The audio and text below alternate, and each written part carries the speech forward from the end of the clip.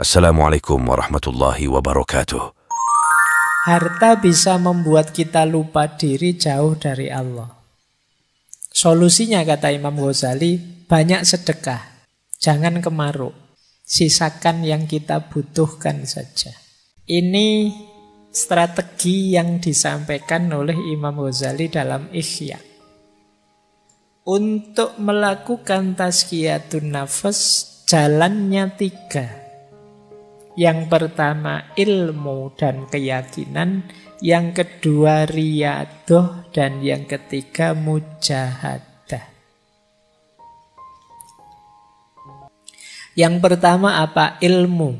Tentu saja harus tahu ilmunya. Makanya malam hari ini itu kita konteksnya konteks ilmunya masihan. Kita belajar bagaimana tazkiyatun nafas yang pas, yang cocok, yang benar, yang sesuai. Jangan sampai kita ingin bersih-bersih malah mengotori. Mungkin karena sapunya tidak cocok. Nah, di sini perlunya ilmu. Kalau sudah dapat ilmunya, mantaplah, yakinlah.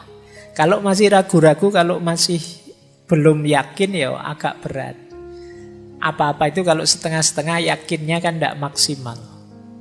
Jadi kalau sudah dapat ilmunya, yakinlah, baru kemudian riyadoh. Riyadoh itu makna letternya sebenarnya latihan.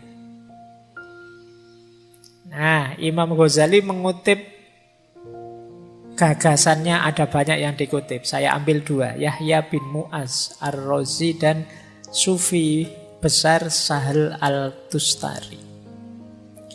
Kalau riyadoh versi Syekh Yahya bin Mu'az Ar-Razi, yang dilakukan apa? Menjaga makanan, menahan mata, mengendalikan mulut, dan pemaaf. Jadi menjaga makanan berarti ya puasa lebih simpel. Atau makan jangan berlebihan. Kemudian tidur juga jangan berlebihan. Menahan mata. Kemudian mengendalikan mulut dan pemaaf.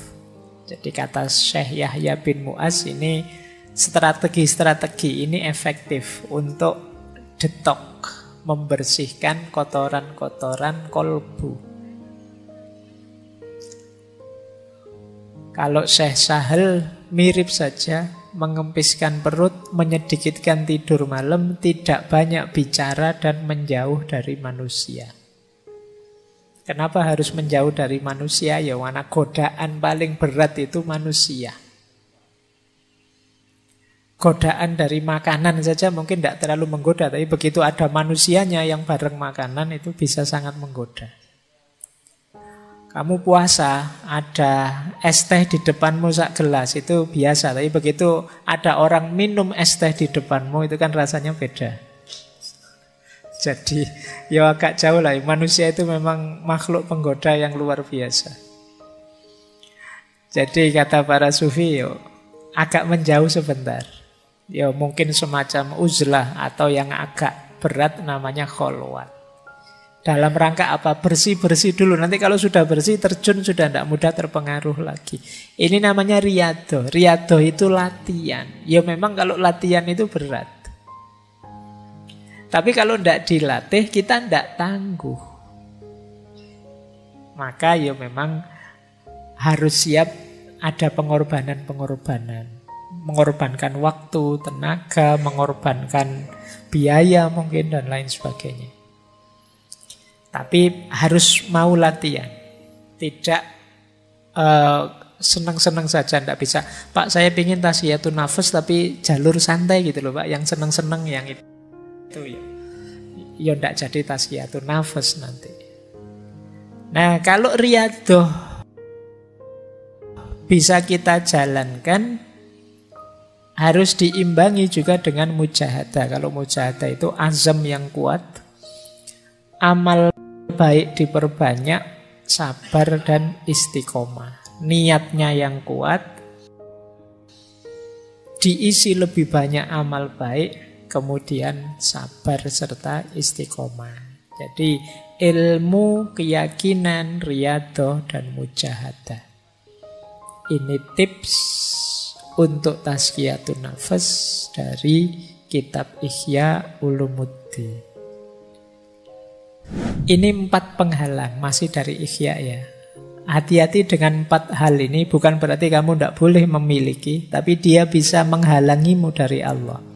Yang pertama harta, yang kedua pangkat kedudukan, yang ketiga fanatisme, taklid, dan yang keempat dosa atau maksiat.